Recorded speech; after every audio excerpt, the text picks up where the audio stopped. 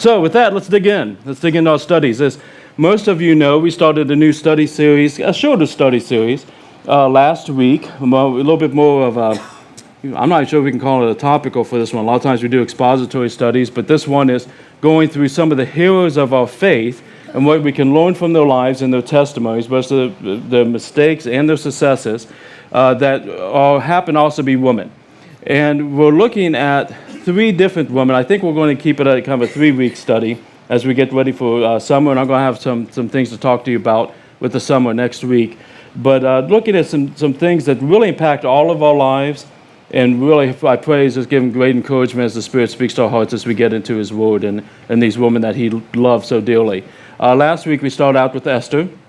If you were here, we talked basically about what does it look like when God positions you to be a person of influence, even if you're not necessarily all on board about wanting to be a person of influence and what it entails, but how He positions us and what it looks like when we decide we're going to be part of His testimony and we're going to say yes to Him and we're going to lean in and we're going to do it His way, what He can do in our lives. And if you missed that, again, I invite you to go back, check out either the audio or video podcast or in several different places. Probably the easiest to find is our church website, tsflife.com, and be able to get into those deeper because there's some great points there, even though we're looking at women of the Bible, for men and women, period, if we want to be someone that's used by God to change the world that's around us. Today we're going to move into the second one, though, and today we're going to talk about Ruth. And today we're going to talk about God's provision and how to make strong choices to position ourselves in a place for God to be able to provide into our lives in such a strong way. So I guess I didn't really think about it so much, but it's a fitting day to honor Amanda in her graduation because her testimony does have some similarities along with what Ruth has to share with us.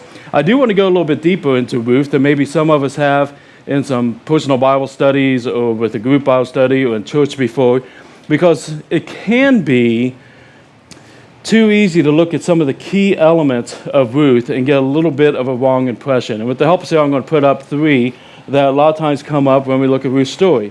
Ruth is someone, if you don't know Ruth's story, she's in the Old Testament here, she is someone who loses basically everything. Outside of her mother-in-law, she loses her homestead, her family, her husband. She does not have any children. Basically, everything falls apart in a world, in a culture, in a time that it's extremely difficult to be a single woman. So she goes through a very tough time. Then we find, as the story continues, that she meets a man by the name of Boaz. And after she meets Boaz, and after a couple of events, as we go through a couple of chapters, he rescues her, or he redeems her, or he saves her by marrying her. Now, all of 3 of these things are absolutely true in the story of Ruth.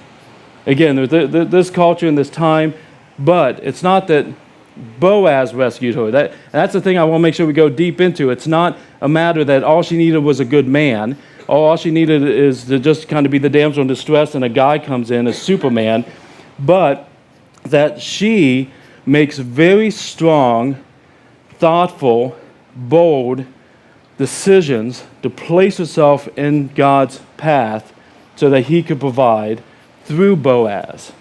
Boaz never saves us. God saves us. Money never saves us. God saves us. A relationship never saves us. God saves us. There's things in our life that He will use depending on what path He chooses for you if you lean into His will. But if we just simply say she lost everything, she met a man, and a man who had money and a reputation married her, and now everything's great again, we completely miss God. And we completely miss the main parts of what we can learn from her life to dig into. So I want to start from the beginning, go through and see what Ruth decided, what Ruth did that put herself into place for God's will to be done in her life. So if you would, let's go ahead and get our Bibles out. We're going to go to Ruth chapter 1. I believe when I get the reading, we're going to start out in verse 8. But Ruth chapter 1, verse 8, again, if you don't have a Bible with you, there's Bibles in these baskets around the room underneath the chairs in front of you. You're more than welcome to use one of those. You're more than welcome to take one of those home. If you are a tablet person or a phone person, you can pull up an app called YouVersion, which is a national app, but we use it for our local events. And you can do a search for local live events, and you'll find our event. You click that, brings up all the scriptures, a place to take notes, prayer requests, and all that. So again, our usual joke is if you see somebody on their tablet or their phone, just kind of look over the shoulder, make sure they're not playing solitaire. If they all smack them upside the head. But outside of that, they should be using YouVersion. We should be good to go. Now, before I start reading one of the selections we're going to dig into today, let me give some context because, again, context, whenever we're in the Scripture, is so vitally important. It's insane. To understand what's going on, how did we get to this point, what does this teaching mean to the first listeners, and then let the Spirit take control of things that we can learn for today. So when we get into Ruth's story, we're going to find a story, kind of like Esther's story, where she's not there in sentence 1. It's not necessarily set up to be all about Ruth. When it starts out, it's about a family, that's a Jewish family, again, God's chosen people, that are in Judea, that are in God's promised land, that are influential, that are well known. Again, I think I've thrown this out a couple times, and I keep getting depressed because nobody else is with me. Does anybody watch Downton Abbey? Is it just me? Okay, thank you, Amy. Thank you, wife, who was forced to watch it with me. Nobody else? Oh, Angie. See, maybe you can't get to the front row. I love that. Okay, and I'm going to guess that probably 80% of you watch it and you're just too embarrassed to stand up with us. That's what I'm thinking. But it's a family a story about a family that, again, has a lot of wealth, that is pristine. If you just watch the royal wedding stuff, it's kind of like that type of living with the castles and the lords and ladies and all these different situations. It's about a family that, I love this show. What's their last name, wife? What, Cawleys? Is it Cawleys? That's Crawleys, thank you.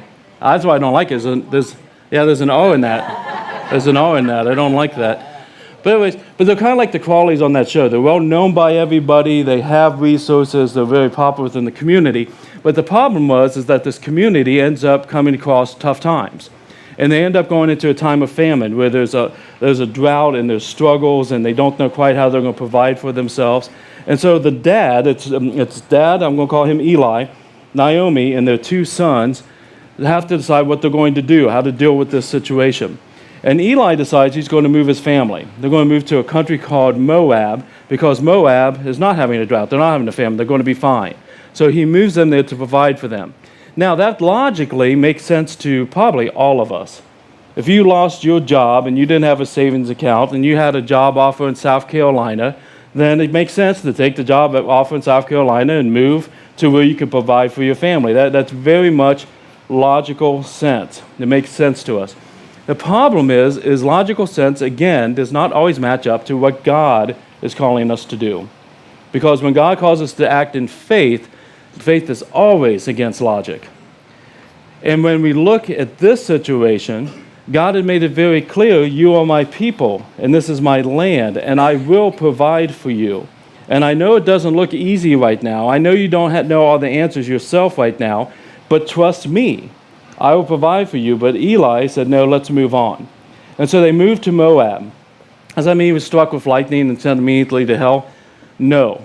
But he definitely didn't go God's best. And whenever we do our own plans, like we saw with Haman last week, it usually goes south compared to what God had for us in the long run. And that's kind of what happens to them as they go into their journey to Moab.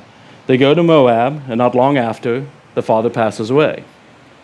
And so now we have Naomi, the older widow, and her 2 sons.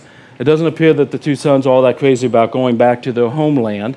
And so they end up getting married to 2 women from Moab. Now, keep in mind, there is a command from God not to intermarry, not with races like white people shouldn't be with black people, that kind of thing. That was never what God said. In no way, shape, or form is that what God said. But he said, don't intermarry with faiths. Don't bring in false gods into your life. Don't take and water things down with me because of a woman or because of a man. But nonetheless, they went by human logic. And we're going to see this happen over and over and over again in their story versus what Ruth does. So they get married. One of the sons marries a woman named Oprah, not the one on TV. That'll be a whole different story. And the other one gets married to Ruth. Now, that sounds a little odd after what I just said, because Ruth is the hero of our story, or at least one of them. But that's why we sing that God turns our ashes into beauty. Even though that is not what he called for the sons to do, And even though they went against him, God can do beautiful things to take and get us out of the pits that we put ourselves into. And so we're going to see some of that beauty in this story as well. And they spend about a decade in this land with their wives, but they don't have any children. Get to the end of that 10 years, both of the sons die. We don't know how. The Bible doesn't make it important for us to know. What it's important for us to know is now we have a family of 3. An older widow, Naomi, and then 2 younger widows, both with Oprah and with Ruth. Naomi looks around and is trying to figure out what to do. This is a very hard culture, again, to be a widow, to be quote-unquote alone. Again, you're talking about a culture that look at wives more as property than they do relationships as a whole. And so it's a very tough situation to be in. And she starts investigating things and finds out that back in Judah, the famine's over, that God has remembered them, that God has provided for them, God took care of them. And so she says maybe it's time to go home. In other words, if she stayed there, they would have been fine.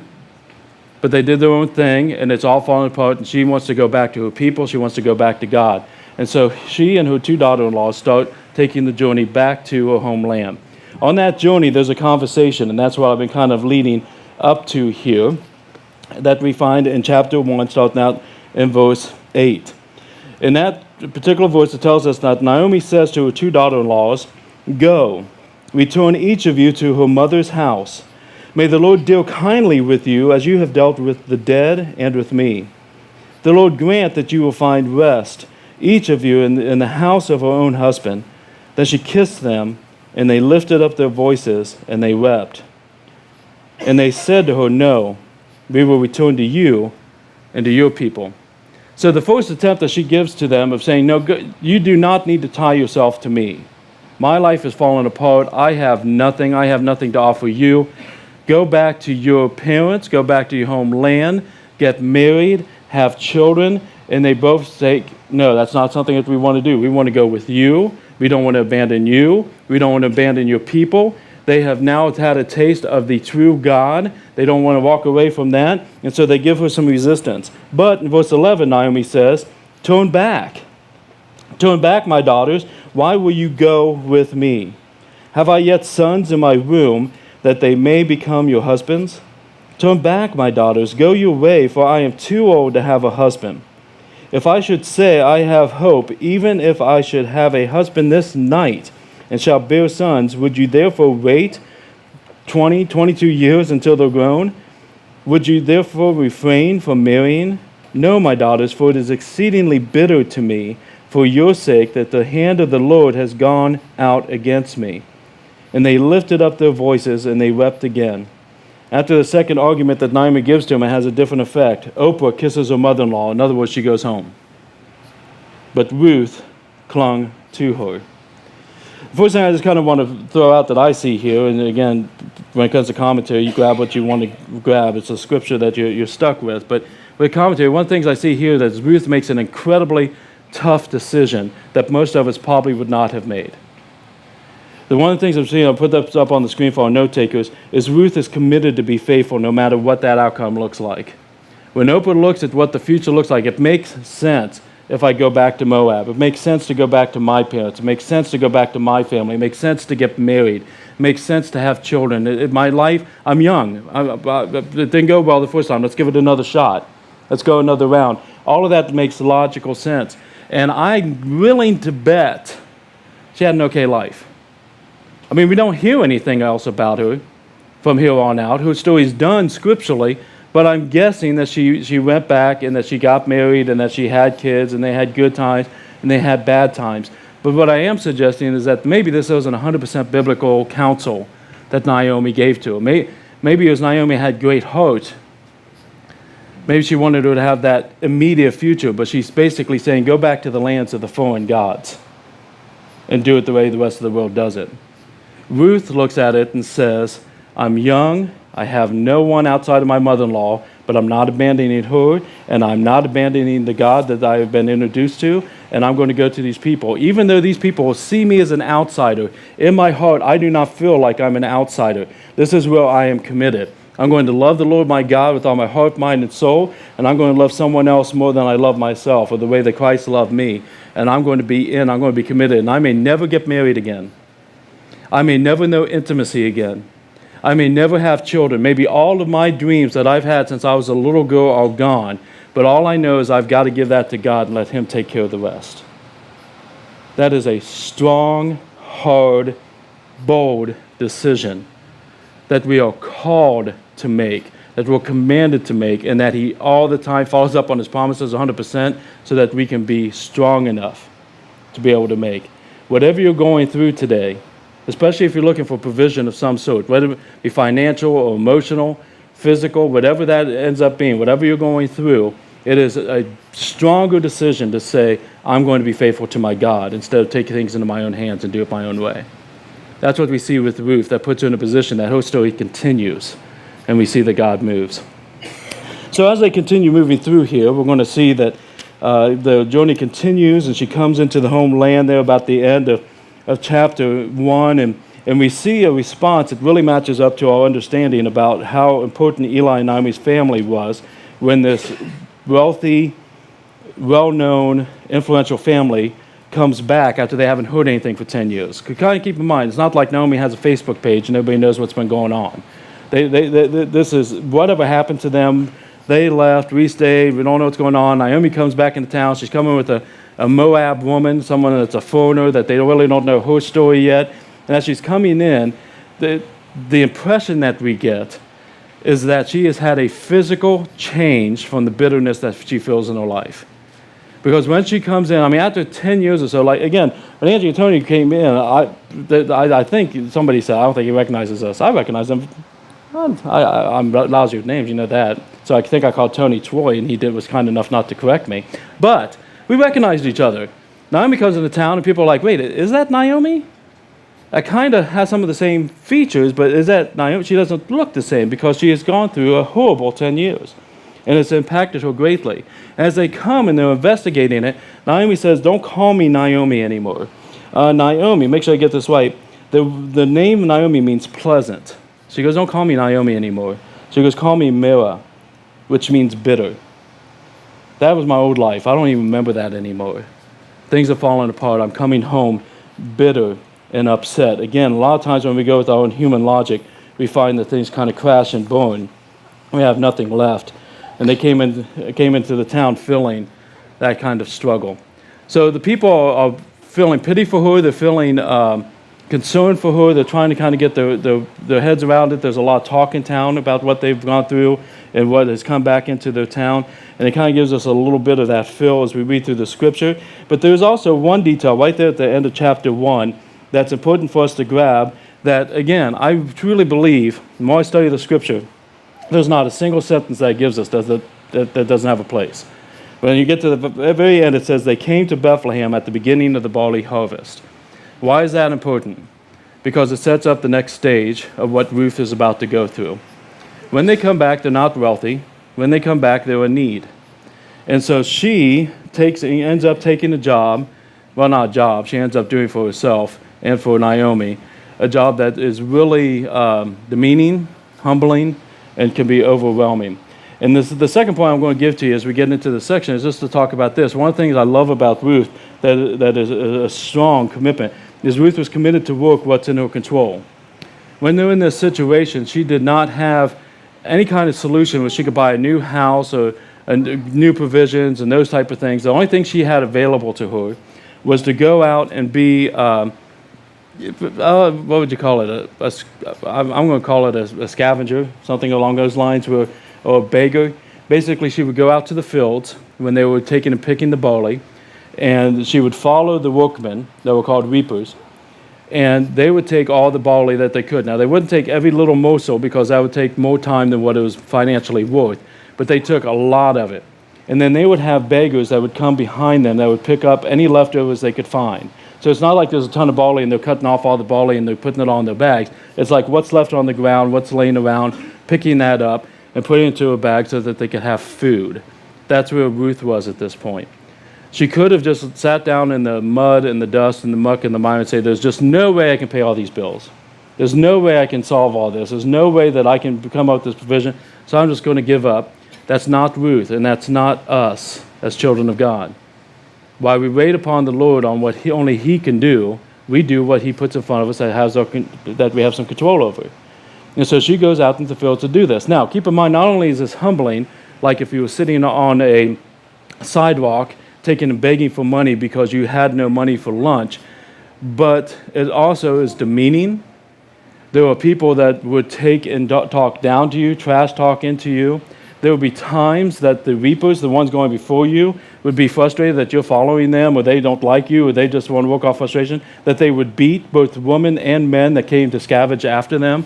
Then on top of that, if you're a woman and a single woman in this situation, it is far from unheard of to be raped in this way. You can't be a witness in a court case because you're a woman. There's nobody else around. There's nobody I have to be accountable to. You're easy picking to violent men who will use you for their sexual gratification. This is what she had in front of her, and this is what she did. And as she went out and she was picking up leftovers to feed herself and her mother-in-law, we see that she is in the field of a gentleman by the name of Boaz. This is where we see him enter into the picture. Boaz is a relative of the husband that passed away on Ruth, and he is somewhat familiar with their story, and we find that he's also a pretty good guy that has good integrity. If you go to chapter 2 with me, starting out in verse 4, we pick up what happens here with this text. It says, "Behold, Boaz came from Bethlehem, and he said to the reapers, his workers, 'The Lord be with you.' And they answered, 'The Lord bless you.'" That's there basically to tell us this is a good guy. This is not a guy who just walks in and he slams stuff down his desk and tell me the reports and how much money we're making and other things getting done. This is a godly man walking in with a godly attitude. Verse 5, it says, Boaz said to his young man who's in charge of the reapers, "Whose young woman is this?" And the servant who was in charge of the reapers answered, "She is a young Moabite woman who came back with Naomi from the country of Moab. And she said, 'Please let me glean and gather among the sheaves after the reapers.' So she came, and she's continued from early morning until now, except for a short rest." In other words, she's a hard worker. This is somebody who's acting in integrity, and she is leaning in. So Boaz says to Ruth in verse 8, "Now listen, my daughter, do not go to glean in another field or leave this one, but keep close to my young woman.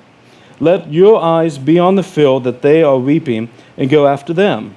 Have I not charged the young men not to touch you? And when you are thirsty, go to the vessels and drink what the young men have drawn."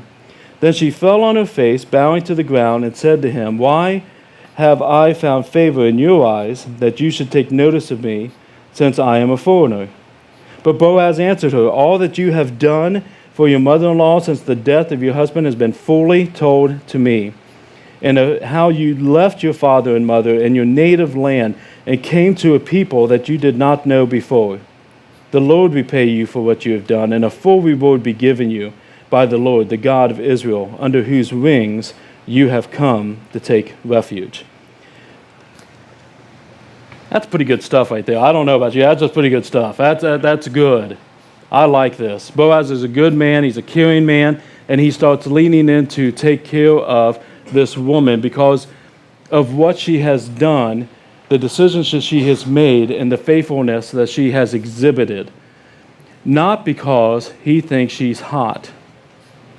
There is nothing within this. At this point, he's looking at her and going, "Man, if I give her some barley, I bet she'll go to the movies with me."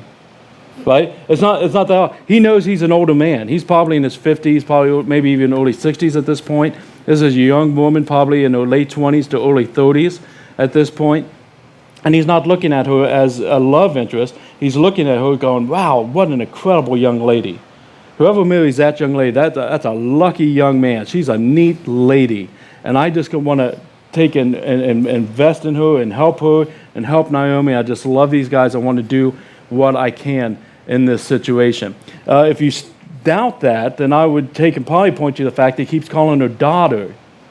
If a guy's trying to get with a younger lady, one of the dumbest things you can do is keep calling her daughter, bringing up the age difference and bringing up this weird little you know what I mean? It's not something that he's chasing after because she's attractive. It's something that he is investing into because she has gained favor.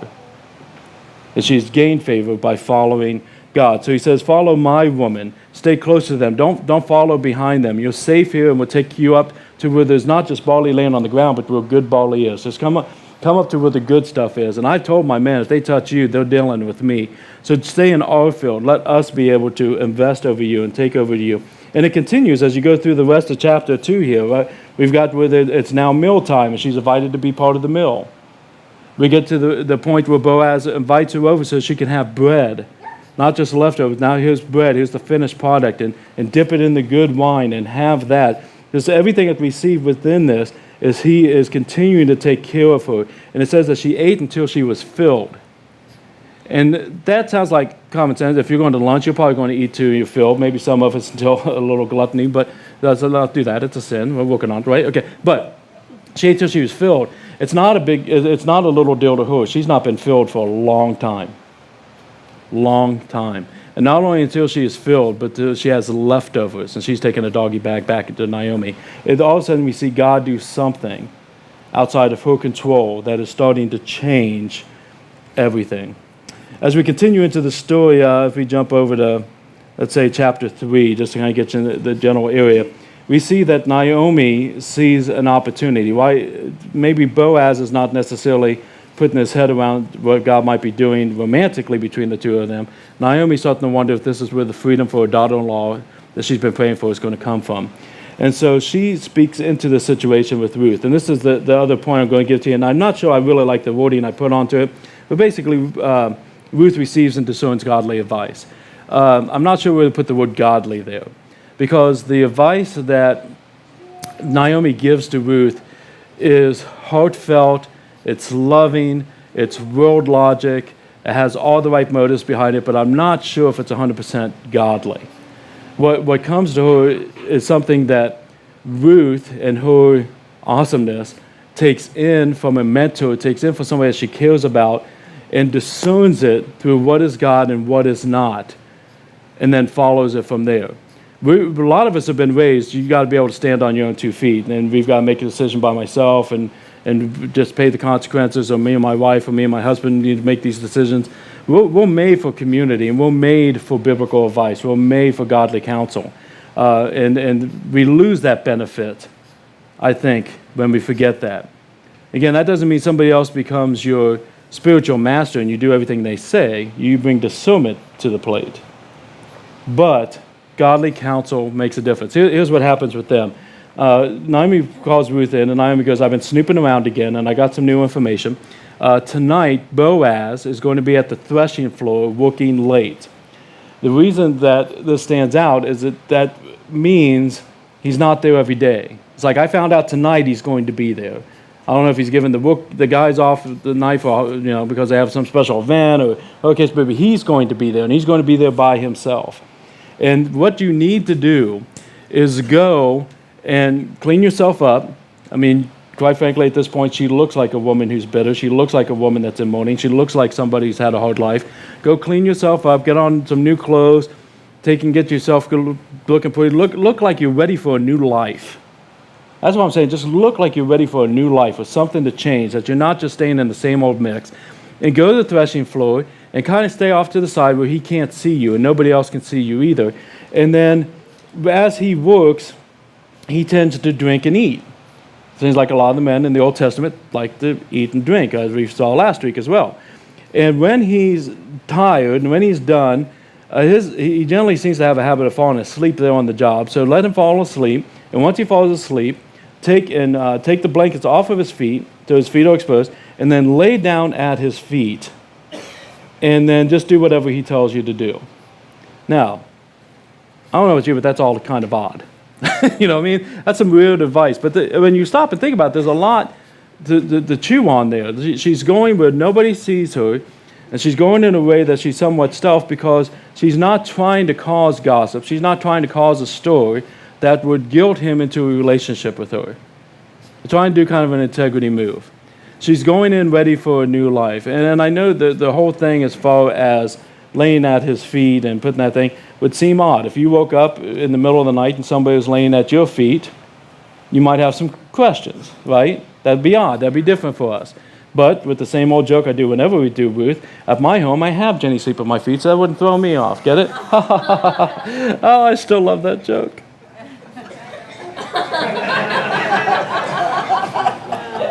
It's okay. It's nothing that 3 nights in the garage won't fix. No, I'm kidding.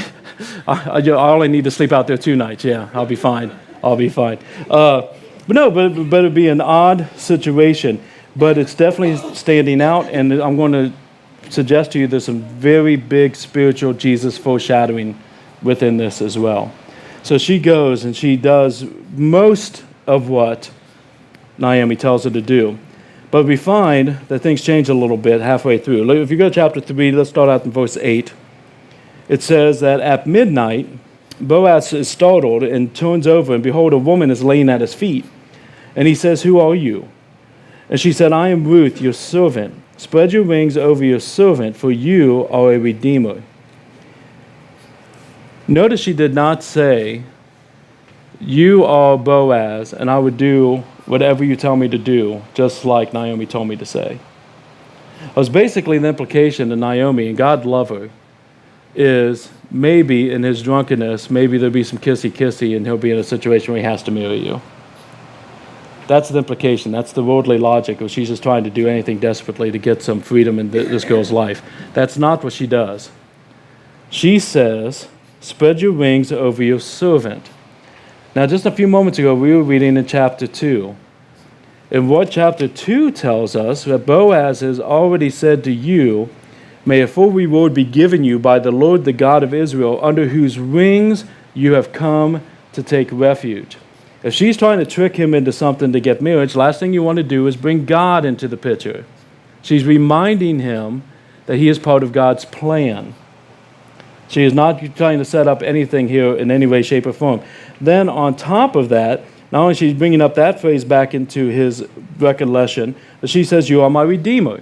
And when we get into, again, the law, and we look at how things were structured in this time, in this culture, when a woman's husband passes away, and she's somewhat displaced from the family, there is a system in place that she can marry somebody within the family to be redeemed into the family, back into that same standing that she had before. And there was a system of who would be the ones that would be redeemers, the closest relatives being first, and there's a lineage. And since Boaz is related to her husband, he is within that line. So, as we continue to, let's go back to verse 10. He says, "May you be blessed by the Lord, my daughter. You have made this last kindness greater than the first, in that you have not gone after the young men like you obviously could. Whether poor or rich, you haven't gone for the young men, but you've now come to him. And now, my daughter, do not fear. I would do for you all that you ask, for all my fellow townsmen know that you are a worthy woman. And now it is true that I am a redeemer, but there is a redeemer nearer than I. Remain tonight, and in the morning, if he will redeem you, good, let him do it. But if he is not willing to redeem you, then, as the Lord lives, I will redeem you. But lie down until the morning." So she deviates from the advice a little bit because it wasn't 100% godly. She leans into a godly aspect, and she finds one way or another you're going to be redeemed. One way or the other, the answer that you've been waiting for is right here at the table. Now, don't leave now. I don't want you to go back into danger. But in the morning, go home, wait, and just see what God does. That's a tough place to be in for us sometimes. We're not necessarily always the best at waiting. I would imagine that she probably had some anxiety. She probably had some fears. She probably had some wondering of what's going on. Is Boaz still going to stick to this? Or did I just, was that ramblings in the middle of the night and he's not necessarily feeling the same way in the morning? There'll be a lot of things going on here. But she goes home and Naomi goes, "Don't worry, it's going to be taken care of today. Just let God do." That's not her words, that's my words. Make sure you read this stuff and get the full. But basically the ascension is it's going to be taken care of. Just let it be. And so Boaz goes the next morning. We get into chapter 4. And you're going to find that he takes and goes down to the gate. And he sits down because he knows that the Redeemer, the guy that's closest to it, comes through this area all the time. And so he waits for him, finds him, and says, "Hey, brother, can you sit down? I've got some business to talk with you." Again, this is my voting of it. The guy says, sounds good. I'm always up for a little business. What's going on? He goes, "Well, hold on. Let me get some guys." And he gets 10 elders from the city and has them sit with them as witnesses and as counsel for what they're going to talk about. And Boaz says to him, goes, you know Naomi's back in town, and she has land that she inherited from her husband, and it needs redeemed. And you're the first one in line to redeem it. And I'm second in line. So I kind of need to know today, Are you going to redeem that, or do you want me to redeem that? And the guy goes, well, I've got the money, and I like land, and I like investments. I think, oh, yeah, that sounds like a good deal. I think I'm going to go ahead and redeem that land. I'll pay that price. He goes, good, sounds good. It's all yours. Now, don't forget, as part of that land, you also get Ruth. Again, kind of a chauvinistic society that they're in, but she's property, and you get Ruth. You get that Moab woman. So she's going to be part of that deal. And the guy goes, ooh, I don't know if I want in on that. And my assumption is that because he has seen what happened with Eli and his sons, that they had everything God wanted here. They left to do it their own way. They get hooked up with those Moab people, and everything fell apart. Everything was lost. Everything kind of went down the tubes. I don't know if I really want to mess with them. He says that whole thing can really mess with my inheritance, is how he phrases it. And says, I don't think I'm in on that. And he says, okay, well, that sounds good too. If you're okay with that, I'm more than willing to redeem the land. I'm more than willing to redeem Ruth. So if you're sure, he's like, oh no, I'm sure. I don't want to mess with that. You can mess with that if you want to roll the dice. Says, great. And with the elders, they confirm it. They sign the contract in their way, their time. What that means is they took off a sandal and exchanged it. Don't ask. It's just a cultural thing that they did at the time. And the 10 elders said, this sounds great. We confirm this. We witness this. And then on top of that, they say, may there be a great blessing upon your house, so that you and Ruth's life are just like the husband and wife teams of all heroes of our faith. God's just going to bless you guys. It's going to be insane. When we get chapter 4, verse 13, Boaz takes Ruth, and she becomes his wife. And he went in to be with her, and the Lord gave her conception, and she bore a son. Then the woman said to Naomi, blessed be the Lord, who has not left you this day without a redeemer, and may his name be renowned in Israel. In other words, what just happened here? I mean, you are redeemed. God's done what only he can do because you were faithful and you positioned yourself. May that be a blessing upon you. May that be a blessing upon the people. Verse 15, he shall be to you a restorer of life and a nourisher of your old age. For your daughter-in-law, whom loves you, who is more to you than 7 sons, has given birth to him. So now Naomi herself is being restored because of Ruth's faith. Verse 16, then Naomi took the child and laid him on her lap and became his nurse. And the woman of the neighborhood gave him a name. The woman of the neighborhood gave him a name. They didn't even name him himself. They named him, saying, a son has been born to Naomi, and they called him Obed, which means servant of God, servant of Naomi, that the neighborhood count onto their testimony and that they are celebrating it as well. Obed was the father of Jesse. Jesse, the father of David. The people are restored, she's restored, Naomi's restored, Boaz is thrilled, the community is restored. The lilies have been watching this from the beginning when she was bitter, but now she's been restored to be Naomi again, are watching all this, and if that not enough from the choices that Ruth made to be faithful, we now have the lineage that leads to David. David's lineage leads to Jesus. Jesus is the one who restores. From beginning to end, everything within this is going to the restoration of billions of people, of God's kingdom, because one woman, one person, made bold, faith-based decisions waiting upon God and would not let the quote-unquote evidence of the world in front of her deter her from doing the hard thing. She's a strong hero of our faith. She put herself under the wings of the Redeemer. She positioned herself in a way that he could redeem her, and you and I have those same opportunities today. She was provided for because of her faith and because of her positioning. When we take things back into our own hands, when we do things by the old ways, when we struggle back into the old addictions, when we go back to the old sins, when we go back to the control issues that we have, that we're trying to control our money and our resources and our time and our family and our marriage and all these type of issues, those are the things that take us into the worldly logic that we saw time and time again falter and fail. That maybe Oprah had a decent enough life, but struggled through. But she didn't have the life that God called for her, and he wants for you too. There's a difference in our life when we put ourselves under his wings and when there's time when we don't. Now listen, I'm not just pulling up that little fragment of that story to come up with kind of a cool analogy to kind of bring things into place. When we're talking about being under the wings of God and under his protection, under his guidance, we're talking about the very heart cry of your Father for you and for his people. Sarah, with your help, can I put the scripture up from Matthew, where Jesus is speaking, and he's speaking to his people. He's speaking to the chosen people, and he is in dismay because of where they find themselves in this world anymore. And he says, how often would I have gathered your children together as a hen gathers her brood under her wings, but you were not willing. This is not something that just shows up in Ruth so that we can kind of come up with some kind of analogy. This is his heart cry. He wants to take you, his child, if you've accepted Jesus as a leader and forgiver in your life, and you're following him, he wants you right here. We can feel your pain. He can be intimate with you. He can protect over you. He can guide you, that you got this coverage. How often I have wanted you to be here so that you have a life of Ruth, but how often you refuse. How often you pull away. How often you continue to put yourself into situations that were never my best. And then wonder, where is my God?